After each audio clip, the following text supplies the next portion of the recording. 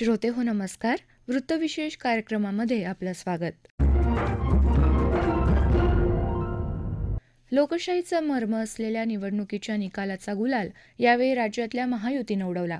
मतदार राजानं महायुतीच्या पारड्यात भरभरून दान टाकलं.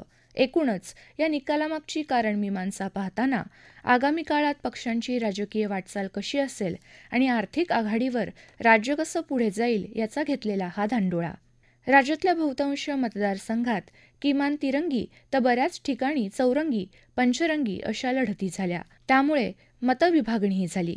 तरीही मतांचं पारडं महायुतीकडे सहजतेनं झुकलेलं दिसलं. यामागच्या कारणांचं विश्लेषण करत आहेत ज्येष्ठ पत्रकार शैलेंद्र परांजपे. महाराष्ट्रात नुकत्याच झालेल्या विधानसभा निवडणुकांमधले निकाल जे आले ते सर्व विश्लेषक किंवा तज्ञांनाही बुचकळ्यात टाकणार आहेत, अनपेक्षित असे आहेत. धक्कादायकही वाटले. त्याचं कारण असं की महायुतीला 2/3 मेजॉरिटीच्याही पेक्षा जास्त, म्हणजे 2/3 मध्ये तर 196 जागा, म्हणजे 2/3 मेजॉरिटी, 2/3 बहुमत, त्याच्याही पलीकडे बहुमत मिळालंय. म्हणजे 200च्या वर जागा मिळाल्या, 250च्या वर मिळाल्या. तर हे जे मिळाले त्याचं मुख्य कारण आहे ते लाडकी बहीण योजना, मुख्यमंत्री लाडकी बहीण योजना. आणि त्यामुळे राज्याच्या विविध भागात, म्हणजे विदर्भात काँग्रेस आणि भारतीय जनता पक्ष समोरासमोर उभे टाकले होते 36 जागांवर. तिथे भारतीय जनता पक्षाला सर्वदूर फायदा झालेला दिसतोय. म्हणजे सर्व जाती, उपजाती, जमाती या सगळ्यामध्ये त्यांना मतं मिळालेली आहेत आणि सगळीकडे आघाडी मिळालेली आहे. तीच गोष्ट पश्चिम महाराष्ट्रात राष्ट्रवादी काँग्रेसचे दोन्ही गट, म्हणजे शरद पवार विरुद्ध अजित पवार अशी लढत झाली. काही 35-40 जागांवर सगळीकडे अजित पवारांना यश मिळालं. आणि मुंबई, कोकण, ठाणे आणि काही प्रमाणात मराठवाड्याचा पट्टा या सगळीकडे शिवसेनेच्या दोन गटांमधली जी लढाई झाली, म्हणजे एकनाथ शिंदे यांची शिवसेना की ज्याला इलेक्शन कमिशनने चिन्ह आणि हे दिलंय, आणि उद्धव बाळासाहेब ठाकरे यांची सेना, या दोन मध्ये लढाई झाली. त्यातही लाडकी बहीण योजना हेच मुख्य कारण ठरल्याचं दिसतंय सगळीकडे. त्यामुळे त्या पलीकडे जाऊन प्रधानमंत्र्यांनी जो एक रहेंगे तो सेफ रहेंगे हा नारा दिला. कारण राहुल गांधी, काँग्रेसचे राष्ट्रीय नेते, त्यांनी जात न्याय जनगणनेची मागणी केली होती आणि प्रधानमंत्र्यांनी त्यामध्ये असा मुद्दा मांडला होता की जात न्याय जनगणना झाली तर SC ST मधले छोटे प्रवर्ग किंवा ओबीसीतल्या अनेक जाती छोट्या, त्यांचं प्रमाण जात न्याय जनगणनेतून अचूक किती आहे कळलं तर त्यांचे जे लाभ आहेत आरक्षणाचे एकूण समूह म्हणून मिळणार ते कमी होऊ शकते. तर या पद्धतीचे म्हणजे एक रहेंगे तो सेफ रहेंगे हा नारा आणि त्याच्याच बरोबर लाडकी बहीण योजना ही दोन मुख्य कारणं आहेत महायुतीच्या विजयाची. त्या पलीकडे जाऊन देवेंद्र फडणवीस यांच्याविषयी ज्या प्रकारची भावना मराठवाडा भागात निर्माण केली गेली होती गेल्या 2 वर्षात की त्यांना लोकसभेला तिथे प्रचारालाही जाता आलं नव्हतं, तर लोकसभेच्या निकालानंतर भारतीय जनता पक्षाला जे अपयश आलं त्यानंतर खूप मोठ्या प्रमाणावर त्या भागात काम केलं गेलं भारतीय जनता पक्षाकडनं आणि त्याचंही फळ त्यांना या निवडणुकीत मिळाल्याचं स्पष्टपणे दिसतंय. तर एकीकडे शरद पवार किंवा उद्धव ठाकरे या दोघांनाही लोकसभेला मिळालेली सहानुभूती आता विधानसभेला राहिलेली नव्हती आणि हेही या निकालातनं स्पष्ट होत आहे. दुसरीकडे कोकण, ठाणे, मुंबई आणि मराठवाड्याचा काही भाग या पट्ट्यातनं पूर्वीच्या शिवसेनेच्या निम्म्या जागा यायच्या, तिथे उद्धव बाळासाहेब ठाकरे यांचं वर्चस्व पूर्णपणे संपुष्टात येऊन ते मुंबई पुढचे शिल्लक राहिल्याचं दिसतंय. त्यामुळे लाडकी बहीण योजना, एक रहेंगे तो सेफ रहेंगे, त्याच्यानंतर सहानुभूती कमी झाली शरद पवार आणि उद्धव ठाकरे या दोघांविषयीची. आणि अजित पवार हे मुख्यत्वे विधानसभेचे खेळाडू आहेत, ते काही लोकसभेचे खेळाडू नाहीत, हेही त्यांनी सिद्ध केलेलं आहे. अशा 3-4 कारणांमुळे, मुख्यत्वे इतरही 5-6 कारण आहेत पण या मुख्यत्वे 3-4 कारणांमुळे महायुतीला हे दोघांची यश मिळाल्याचं दिसतंय. श्रोते हो, आता लवकरच नवीन सरकार सत्तेवर येईल. सरकारपुढे अनेक आव्हानं आहेत आणि एक हाती सत्ता मिळाल्यानंतर नव्या सरकारवर मोठीच जबाबदारी आली आहे. सरकारकडून असलेल्या अपेक्षा आणि त्यासाठी नेतृत्वाकडून कोणती कामं केली जाणं अपेक्षित आहे याविषयी भाष्य करत आहेत राजकीय विश्लेषक आणि पत्रकार मृणालिनी नानिवडेकर. महायुती पुन्हा सत्तेत परतणार हे स्पष्ट झालं होतं.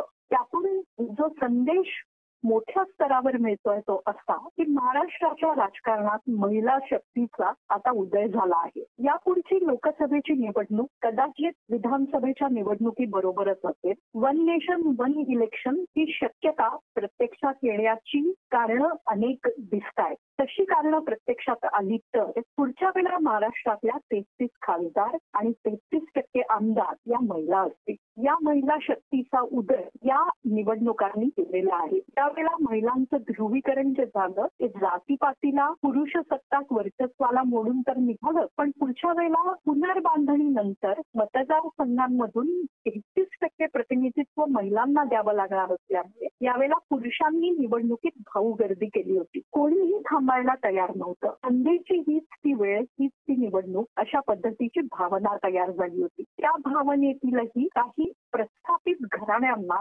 महाराष्ट्राच्या जनतेनं पूर्णतः नाकारलं. भारतीय जनता पक्षानं महाराष्ट्राच्या जनतेला 1 ट्रिलियन इकॉनॉमीचं स्वप्न दाखवलेलं आहे. महाराष्ट्र हा अत्यंत संपन्न भाग तर आहे, पण तिथे जलसिंचन निर्माण व्हावं यासाठी भारतीय जनता पक्षानं प्रचंड मोठे प्रयत्न केले होते. नारपार सारखी योजना असेल, नळगंगा सारखी योजना असेल, त्यानंतर नद्यांची पात्र एकमेकांना जोडून महत्वाचा भाग जलसिंचनाखाली आणताना जिथे सुविधा उपलब्ध नाहीत तिथे जलयुक्त शिवार सारखी योजना असेल, या योजनांना जनतेची मान्यता असल्याचंही निकालांनी दाखवून दिलेलं आहे. मुंबईमध्ये मोठाले फ्लायओव्हर्स, मोठाले कोस्टल रोड बांधताना गाव पातळीवर जमीन सिंचनाखाली कशी आणता येईल याचा प्रयत्न भारतीय जनता पक्ष 2014 ते 2019 या काळात सातत्यानं करत होता. हे प्रयत्न आता अधिक जोरकसपणे करा असा संदेश जनतेने दिलेला आहे. खरं तर महाराष्ट्राची अन्य राज्यांच्या स्पर्धेत काहीशी पिछेहाट झालेली आहे. ती पिछेहाट भरून काढण्यासाठी प्रयत्न करण्याचं आव्हान नव्या सरकारसमोर, नव्या मुख्यमंत्र्यांसमोर आहे. लाडकी बहीण योजना सारख्या रेवडी देणाऱ्या योजना जाहीर करताना देशाच्या किंवा राज्याच्या तिजोरीवर जो भार येतो तो भार कसा भरून काढायचा हे आव्हान देखील पेलावं लागणार आहे. एकनाथ शिंदे यांनी या विजयाचं नेतृत्व केलं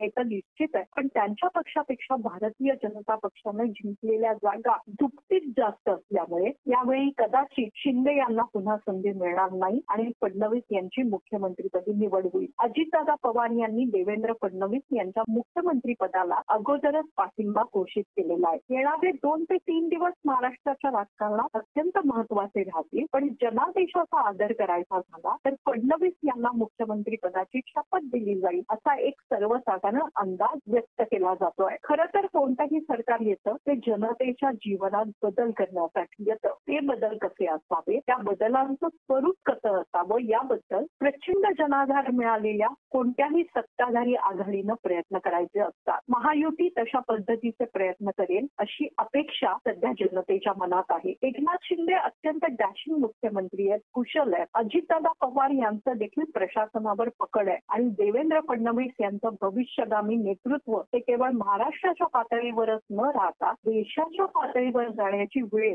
येत्या काही वर्षात येऊ शकते. महाराष्ट्राच्या या आवाजाला बुलंद करताना महाराष्ट्राच्या सर्वांगीण प्रगतीचा शिवधनुष्य उचलायचा प्रयत्न त्यांनी करणं अपेक्षित आहे. हा प्रयत्न जर ते यशस्वीरित्या करू शकले तर आंतरराष्ट्रीय समुदायात देश पातळीवर त्यांच्या नेतृत्वाबद्दलच्या अपेक्षा व्यक्त होतात त्या पूर्ण होताना दिसतील. महाराष्ट्रानं गेल्या 5 वर्षांच्या धुमश्चक्रीत अनेकदा अस्थिर सरकार असल्यामुळे मोठा तोटा सहन केलाय. उद्योगांचं प्राधान्य अस्थिरता असलेल्या राज्याला नव्हतं, आता ती परिस्थिती बदललेली आहे. लवकरात लवकर फडणवीस की शिंदे मुख्यमंत्री हा एक छोटा वाद संपेल, फडणवीस मुख्यमंत्री होतील आणि महाराष्ट्राला प्रगती पथावर नेण्याचे प्रयत्न सुरू करतील अशी अपेक्षा या निमित्तानं मला व्यक्त करावीशी वाटते. श्रोते हो, ग्रामपंचायत, पालिका, राज्य किंवा देश असा स्तर कोणताही असो, ते चालवण्यासाठी पैसा हा लागतोच.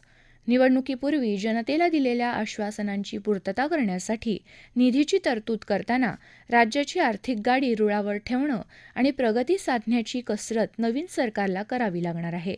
या निकालाचे आर्थिक पडसाद काय असू शकतील याविषयी विवेचन करत आहेत अर्थतज्ञ चंद्रशेखर टिळक. महाराष्ट्र राज्याच्या 2024 सालच्या विधानसभा निवडणुकांचा निकाल नुकताच जाहीर झालेला आहे. महायुतीच्या तिन्ही घटक पक्ष मिळून जवळजवळ 2/3च्या आसपासचं बहुमत या सरकारला मिळालेलं आहे आणि एकंदरीतच देशाच्या अर्थव्यवस्थेमध्ये प्रभाव आणि आकार या दोन्ही दृष्टीने महाराष्ट्राचं त्याचं असं स्वतःचं एक वैशिष्ट्यपूर्ण स्थान आहे आणि त्यामुळे साहजिकच पुढे येणारा प्रश्न असा आहे की अशी एक हाती एक छत्री सत्ता येत असताना एकंदरीतच महाराष्ट्राच्या आणि पर्यायानं देशाच्या अर्थकारणावरती त्याचा काय परिणाम होऊ शकतो. हा मुद्दा अशासाठी महत्वाचा आहे की अलीकडच्या एकंदरीतच राष्ट्रीय अर्थकारणामध्ये संघराज्यीय पद्धत आता अर्थशास्त्रीय पद्धत म्हणूनही स्वीकारली जाते. संसदेमध्ये किंवा घटनेमध्ये ज्या एका संयुक्त यादीचा म्हणजे कंकरंट लिस्टचा विचार केला गेला आहे त्या कंकरंट लिस्ट मधले विषय की जे राज्य सरकार आणि केंद्र सरकार दोघांच्या अखत्यारीत येतात त्याचं महत्व वाढलंय. साहजिकच अशा योजनांची